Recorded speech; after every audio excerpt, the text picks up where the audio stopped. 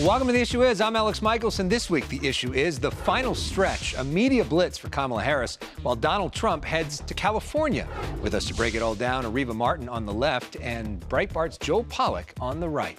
Then we talk with both Republican Congressman Ken Calvert and his Democratic challenger, Will Rollins, in what might be the most expensive and closest congressional race in the state.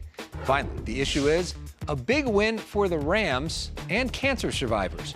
Our reporting from the field of Sofi Stadium. Broadcasting across California, you're watching The Issue Is. We've got our OG panel back with us for a big week in national and California politics. With us, Areva Martin. She, of course, is an attorney, author, and advocate for special needs kids. She's also been a close personal friend of Kamala Harris since they were both in college, and she's a big supporter of that campaign. Areva is taking her talk show, The Special Report, on the road to all 7 swing states. You can register at her website, arevamartin.com, for free tickets. Joel Pollak is senior editor-at-large at Breitbart News. His radio show airs on Sirius XM Patriot Channel 125, Sunday nights, 4 p.m. Pacific. His new book is called The Agenda: What Trump should do in his first 100 days. Joel, Areva, welcome back to The Issue Is. Good to see both of you. Congratulations on the book, Joel. This is a wrecking ball. It's a wrecking ball. Areva might interpret this as a ball and chain, but it is a wrecking ball. We'll talk more about this book in a moment. But one headline that struck a lot of people this week is that Trump coming to California in the middle of this time when swing states are voting. What do you make of the fact that with this precious time in the campaign, he's doing a rally in one of the bluest states? So candidates from both parties come to California to raise cash. So there's definitely a fundraising element to it. But he also is trying to help Republican candidates win congressional seats. He's looking toward his governing agenda. He can't get things done if he has to work with a Congress that's controlled by people who want to impeach him again. So I think he wants to make sure he comes in with a Republican Senate and a Republican House. And Ken Calvert's district is right up against Coachella. We'll talk to Ken Calvert a little bit later. What do you make of Trump spending time here now? I think the most significant thing that will happen is the fundraising. Obviously, there's a lot of money in the Coachella Valley, and Trump is tapping into that money. He needs it because we raised $1 billion in about 2.5 months' time, and that's more than Trump has raised in all of 2024. So I'm not surprised that he's coming here trying to pick up more cash.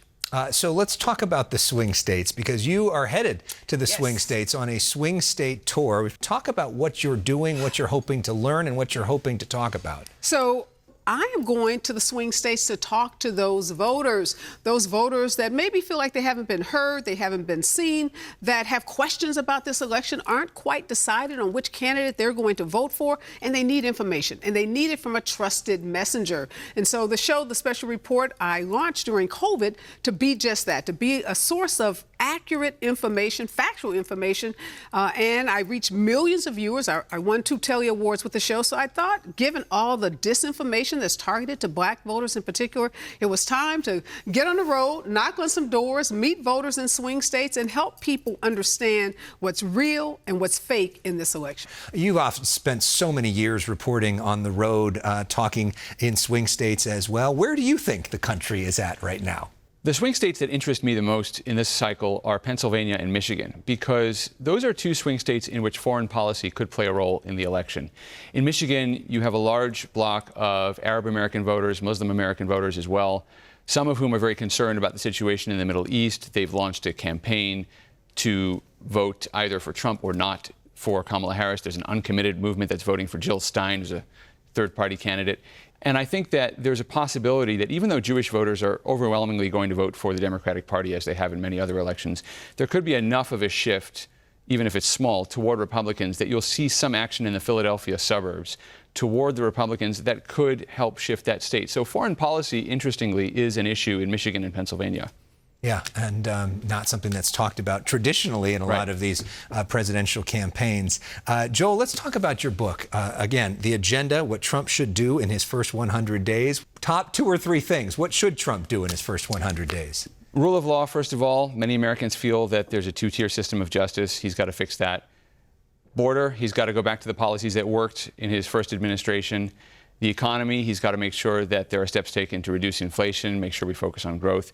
And foreign policy. there are, in addition to Middle East conflicts, there are wars in Ukraine, there are other conflict areas around the world, and he can intervene in ways that will stop those. Joe Biden, for example, campaigned on diplomacy. Diplomacy is back was his big tagline when he took office, but we haven't seen much diplomacy between the Ukraine and Russia. And I think whatever you think of Trump's policy, he certainly is proposing to change that and have the parties sit around the table and come up with an agreement. Joe Biden, of course, would say that he's brought NATO together to try to right, but that's one side Ukraine. of the conflict. Right. So what do you think would be Harris's first 100 days in terms of specific policy actions for people? Well, what she's been talking about is health care. She's been talking about the opportunity economy. She's been talking about small businesses. And more recently, she's been talking about addressing the issue, the sandwich generation, those people who are taking care of both their children and their elderly parents, and making changes to our healthcare system that would allow for more assistance for those who are caring for elderly parents, expanding Medicare so that it can be available for in-home health care for elderly people. And I think most importantly is establishing a sense of continuing the sense of civility that was started under Joe Biden. This campaign has been so negative. Donald Trump routinely calls Kamala Harris stupid. Kamala Harris has an undergraduate degree from Howard University, a law degree from Hastings. She's been a practicing attorney for more than 3 decades. She's been an attorney general, a district attorney, a U.S. senator, and a vice president. And this man consistently calls her the most pejorative terms ever. So just restoring some sense of civility to our politics, I think, is one of the biggest and most important things that Kamala Harris is going to do. Let's talk about the issue of criminal justice reform. In 2020, George Gascon won as LA County DA with promises of progressive reforms. He certainly brought many of those in. This week, Gascon participated in 2 debates against his opponent, Nathan Hochman, and a recent poll showed Gascon down by 30 points.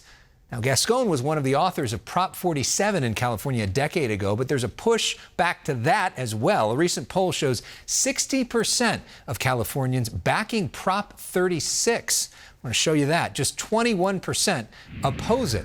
Prop 36 would reform Prop 47 and would intensify penalties for multiple drug or theft crimes. Now, just this week, we saw a rash of robberies at 7-Eleven stores. So we have some video of this. A group of 7-Eleven store owners got together to support Prop 36, saying there needs to be a change. Well, people feel unsafe. People don't feel safe in their neighborhoods. And it doesn't matter whether you're poor or wealthy. You feel vulnerable to crime. We've seen high-profile celebrities, actors, entertainment executives victimized in their own homes. And so people are upset, not just that these crimes are happening, but that the people that we elect to deal with law enforcement and crime don't seem sensitive to that. When George Gascon celebrated 100 days in office, he talked about how many years of prison time he had avoided. Well, whether that's good or bad, that's not what voters care about. People want to know, do they feel safer? Are they able to walk down the street? Can they trust that their kids can walk home from school safely? So I think that Gascon has been insensitive to that. What I make of this, Alec, is that Republicans are good at stoking fears, creating this narrative, false narrative, that crime is up and people feel unsafe. And what we see is that crime is down, is at an all-time low, particularly crime, serious crimes like murder. And it's funny how people get really interested in crime when it impacts high-profile people and celebrities and wealthy people. There's been crime in poor Black and brown communities in the state forever. And the issues that motivate crime, we don't want to deal with as a society. Locking more people up is not a deterrent to crime. We've tried that. That's a tried and tired way of addressing crime. Going into neighborhoods, making more after-school programs available, making education better, making sure that schools in Black and brown communities have AP courses, providing child care subsidies and things that allow parents to go to work and have their kids in good programs. Those are things we know reduce crime, but nobody wants to talk about that. So we can change George for Bob, for Bill, or whomever, and go back to locking people up. And all we're going to do is create more of a 2-tier system, and not a 2-tier system that Trump is talking about, but a 2-tier criminal justice system where Black and brown people are disproportionately targeted, arrested, and incarcerated. I'm sympathetic to your point of view. I just think that things are so out of control now in LA County. It's not just about people being locked up. In some cases, people have murdered, they're going to be convicted, but prosecutors aren't allowed to ask for sentence enhancements for particularly cruel aspects or for gun violence. You know, we want to talk about gun violence, but we're not allowed to add certain things. So prosecutors have basically not been allowed to enforce the law. And you see people on the street just taking that and running with it. Criminals feel like they can do whatever they want, and ordinary people feel unsafe. So you're voting for Hochman? I am not voting for either of them right now. Really? I think Nathan Hochman has to do a little bit more to earn my vote, but I'm open to it. And he's on the show next week, so tune in. Okay, good. Are you voting for Gascon? Nathan Hochman is a Republican. Let's just be real clear about that. And no, I'm not I agree. I'm not voting for a Republican. He says that he's now a Democrat and voting Yeah, for I don't like Harris. that. I don't know why. And so did Rick Caruso. Yeah, We've been down that road who is, before. of course, We've read that book. sponsoring Nathan Hochman in a big way, Rick Caruso. Just be yourself. Yeah. Exhibit A. One other thing that is happening in California, but nobody seems to really notice it. There's a U.S. Senate race between Adam Schiff and Steve Garvey. This week they had their one and only debate. We hosted the first debate in the primary where there was a whole lot more attention on this race. What do you make of this sort of invisible Senate campaign? Well, there's really not a race, Alec. You know that. Adam Schiff is going to be the next senator for the state of California. This is a solidly blue state that is not going to elect a Republican to represent us in the U.S. Senate. Adam Schiff gamed the primary by spending money to highlight Steve Garvey as his likely opponent because he knew that Democrats wouldn't like it and he knew Republicans would like it. And with the top two jungle primary system we have, he knew that he'd emerge with a Republican candidate. Californians generally don't elect Republicans statewide anymore. So Adam Schiff will be our next senator. The question for me is, how is he going to get along with the other senators? Because the Senate is very much an institution built on relationships. And there are a lot of Republicans who do not like Adam Schiff. And he's going to have to work very hard to rebuild trust with people across the aisle, especially if Democrats are in the minority. I don't think he can do it. We'll see. Well, Adam Schiff was here with us for our very first episode of The Issue Is. So was Gavin Newsom, who was then Lieutenant Governor. So was you two. Take a look. Thank you guys for being part of our first show. This was fun, right? This is a lot of fun. Very great fun. time. You guys are all awesome. So there we were. Dan Schnurr was with us as well. All these years later, we're still here. You guys both look better. Thank you for all the support of this show over the years. It's kind of cool to get the old group together. Thank you for doing what you're doing. It's so important. In this moment, having a place where you can get, again, accurate and factual information is so important. Yeah. And thanks to your mom for the brownies. Yes, that's right. My mom started making cookies and brownies back then and is still doing it now. So shout out to Crystal Michaelson. Back then, we played So Much to Say by Dave Matthews Band as the song to wrap up our panel segment. So since we're going back to the future, we're going to play some of that as we say, Joel, Areva, thank you. Again, congrats on the book, the agenda, and check out Areva's special report on the road. Good luck in the swing states. Great to see both of you. Thank you. We'll be right back. Ken Calvert, Will Rollins when we come back. The top Democrat and Republican in the House, both campaigning in California this weekend. Hakeem Jeffries, a Democrat with George Whiteside in Santa Clarita, and Speaker of the House, Mike Johnson in Corona, Republican incumbent Ken Calvert. Calvert's race is one of the most expensive and closely watched in the whole country. We recently traveled to the district to sit down with both candidates. In Riverside County, it's Republican Congressman Ken Calvert versus Democratic challenger Will Rollins. I'm Ken Calvert, and I approve this message. I'm Will Rollins. The airwaves flooded with millions of dollars in ads. Obviously, it's a close election, or they wouldn't be pouring all this money into it. This is one of the most competitive seats in the entire country. The biggest freshman class since World War II. Calvert began serving in the House in 1993. He's the longest-serving Republican from California. Back then, Will Rollins was in the second grade. He's now 40. This Riverside County district used to be one of the most reliably Republican, but it was redistricted to include the more Democratic Palm Springs. Now, the district is 37% Republican, 36% Democrat, and 19% no-party preference. You know, they found a candidate in L.A. who still lives in L.A., airdropped him in, and sending a lot of money his way to take me on. Rollins say he and his partner Paolo actually do live in the district. Breaking news, Ken, 2 gay dudes moved to Palm Springs.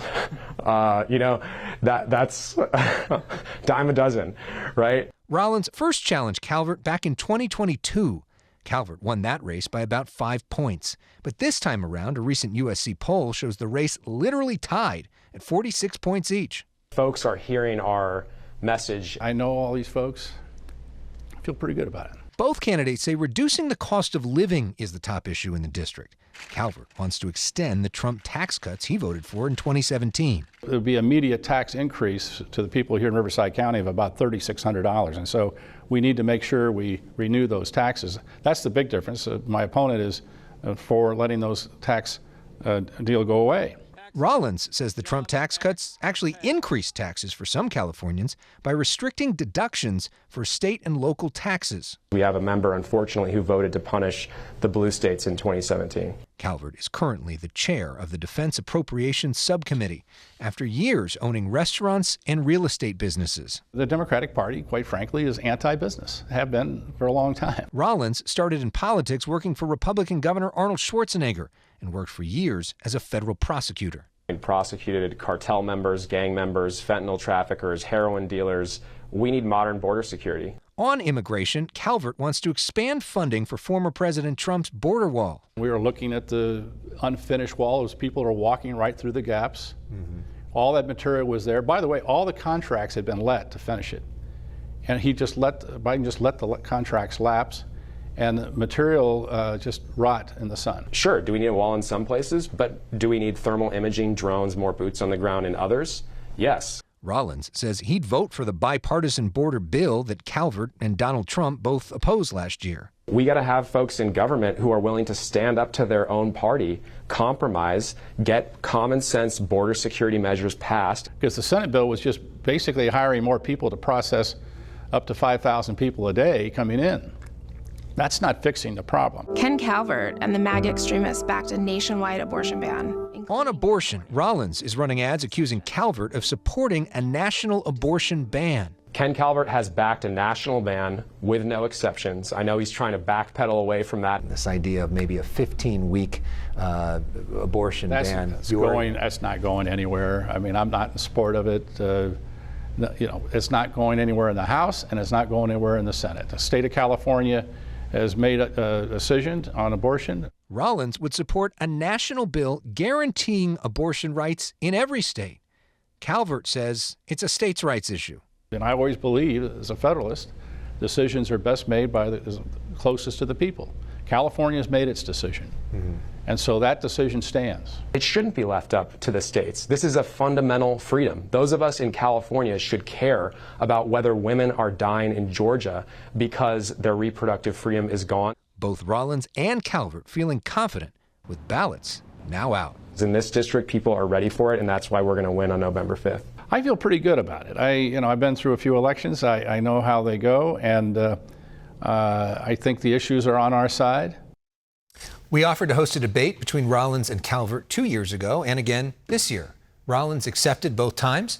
Calvert has never accepted any debates against Rollins anywhere. Up next, a big win for the Rams off the field.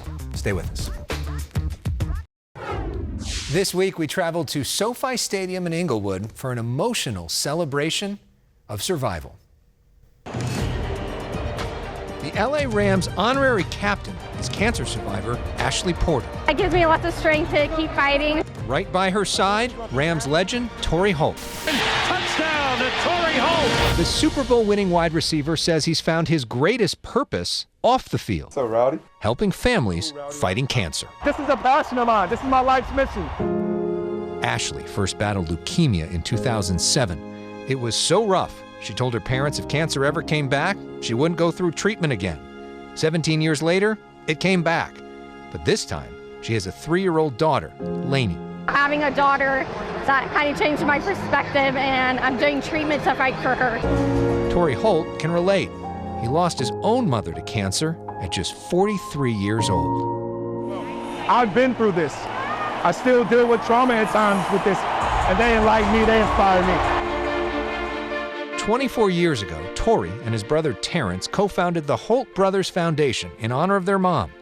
They focus on helping the kids of parents who are battling cancer. Terrence Holt says they've worked with young people around the country. The support that we wish we would have had when our mother battled cancer and our family went through it, that we're here to support as many as people as we can. Ashley, Ronnie, and Lainey? Yes, hi. Torry Holt. Torry first met Ashley and family at the Rams training camp back in July. Give a high five. Yeah! we're off to a great start. He paid special attention to young Laney. A lot of times the attention goes to the parent, resources, time, energy, love, care. But what about the kids? He surprised the family with this. You're going to be the captain of the Crucial Catch King coming up, and we have a custom jersey for you. That's my favorite number, too. And it's her favorite number. Crucial Catch is the NFL's league-wide effort to intercept cancer early. Ashley, one of 12 different cancer survivors being honored by the Rams here at SoFi. At halftime, some of them ringing the bell to mark the end of their treatment. It's emotional for Lauren Peltz. What went through your mind when you rang that bell? I did it. I did it for me. I did it for my two beautiful kids. And I'm here and I'm thriving. And I'm grateful. Ashley also grateful for this experience. Her family given a suite to soak it all in together. It really gives us hope, you know, that there's people behind us that know about the struggle and know what we're going through. I just want to thank Torry and the Rams for everything that they do for us. It's amazing. Find out more about the Holt Brothers Foundation. Go to holtbrothersfoundation.org. We'll wrap things up after this. We end with this. Ballots are now out and people have already started to vote. So a reminder, you can listen to extended interviews from our show in podcast form, all the different candidates to get yourself educated. Search for The Issue Is wherever you stream. And if you have any election-related issues, to find out a polling place near you, go to vote.ca.gov. That's the California Secretary of State website. Get educated and have your say. Thanks for watching. See you next week.